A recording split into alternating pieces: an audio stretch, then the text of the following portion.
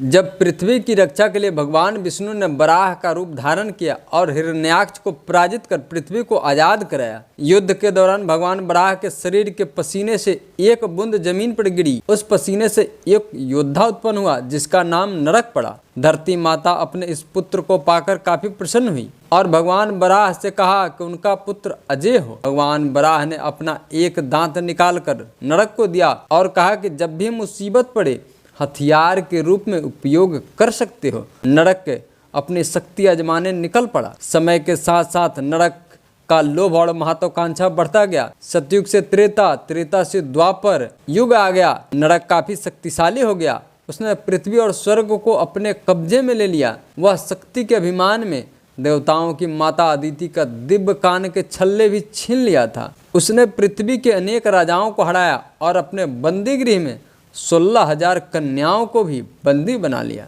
नरकासुर के आतंक से परेशान हो देवराज इंद्र भगवान विष्णु के पास जाते हैं। द्वापर युग में भगवान विष्णु श्री कृष्ण के रूप में अवतरित हुए। साथ में भूदेवी सत्यभामा के रूप में श्री कृष्ण की पत्नी बनी। नरक यानी नरकासुर प्राग ज्योतिषपुर की अभेद किले से तीनों लोकों पर शासन करता था। उसके किले का मुख्य रक्षक मूड़ा था। भगवान श्री कृष्ण और सत्यभामा चल पड़े नरकासुर को दंड देने। मुख्य द्वार पर मूड़ा ने रोक लिया।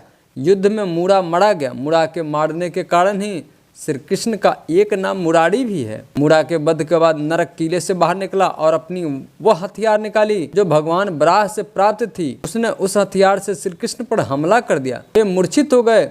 सत्यभामा युद्ध करती रही। तभी भगवान श्री कृष्ण की मूर्छा टूटते देख नरक समझ गया ये कोई और नहीं पिता बड़ा ही है। नरक जब युद्ध में थकने लगा तो अंत समय में वह माता सत्यभामा और पिता श्री कृष्ण को हाथ जोड़ा। भगवान श्री कृष्ण अपने सुदर्शन के प्रहार से नरकासुर का वध कर दिया।